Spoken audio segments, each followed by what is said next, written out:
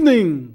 We're glad you're with us. As usual, we bring you exciting things that benefit you information-wise, and guests that entertain, educate, and just do all the things that keep you coming back to spend time with us.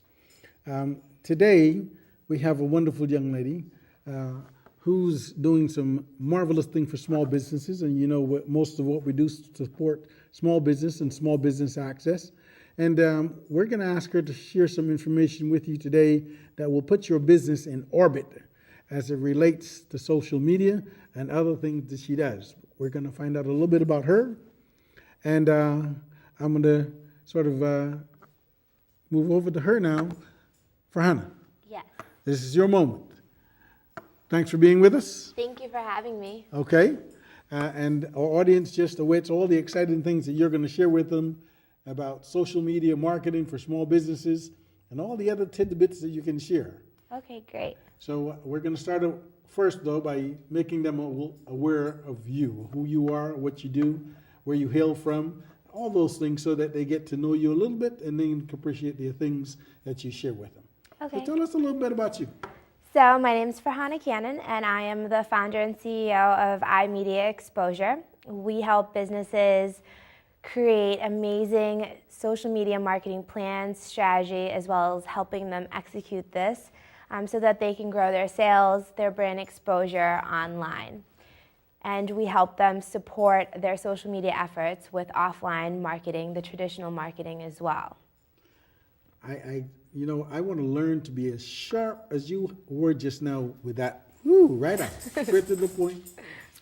So now that's the company that you represent. How about Farhanna, the young lady, the talented small business support individual that I have come to know you as? So I am from Boston. From Boston? Yes, born and raised here. And I started my company 3 years ago. My past 10 years have been doing marketing and merchandising. I started off at Northeastern, and then I went to the Fashion Institute of Technology in New York City. And I studied in Rome also. Rome? Yes. Wow, that's pretty big. Yeah. So we'll come back and talk a little bit about Rome later on, one of my favorite spots that I haven't visited yet. Go ahead. Me too. I love Rome. So my background's just been doing marketing for different brands and organizations, helping them really get to their customers and have great communication and great branding. And I started focusing on social media marketing because I feel like it's the easiest way and fastest way for companies to really target and communicate to their customers. You know, marketing's shifted. Within the last 5 years, social media has been such a strong force in the whole marketing world. You know, businesses are using more of their marketing spend on social media because it really does have an impact. You can sit there at a computer and reach thousands of people, and you don't have to spend big money on billboards or newspaper or magazine ads as well. Wow. You know, I became aware of the impact of social media some time ago when a friend of mine was traveling on a specific airline. I wouldn't put the name out there. And there was something that they weren't happy with. And the friend of mine said to the person at the airline counter that, if we don't get this resolved, I'm going to put it on some kind of social media. And he said that not only did they fix the problem immediately, but they gave him some great concessions to avoid any embarrassment in the media. So obviously it has a good impact in terms of problem resolution, but I'm sure it has also a great impact in terms of marketing and exposing the products and services of small businesses, which is what we'll be talking a little bit more about. Yeah. Using social media as a customer service tool cuts down on expenses, so it's really a great tool. People will go on there and inbox you messages or write comments, good or bad, and you have the opportunity to flip that customer's bad experience.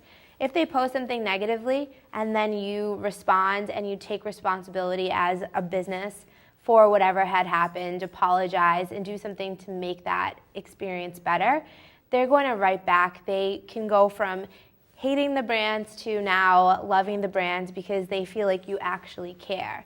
You know, one of my clients, they own a couple of restaurants and they use Yelp. You know, I know a lot of us go on Yelp if we're looking for a restaurant or something to eat. We type in what we want and we read what other people say. You know, you look at the website and you, oh, that's pretty, that the menu looks great, but you really want to know what real people have to say about it. Yeah. So you go and read those comments, and when the managers respond back to the negative comments saying, I'm so sorry that you had this experience, would like to refund you or have you come in again to try our restaurant again, people are amazed and they actually do remain customers and the interaction continues.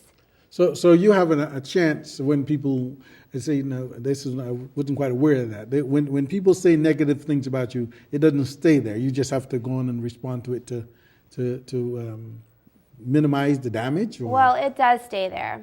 However, if the user feels as though they want to change their posting, they can. So if they have a great interaction with you and they've decided to now change that negative post or write another post saying something good, that's up to them. But it's how you as a business owner handle your customers. You want them to have good experiences, but sometimes, you know, an employee of yours might be having a bad day and you can't, you know, fix everything, but you can apologize and try to make the situation better.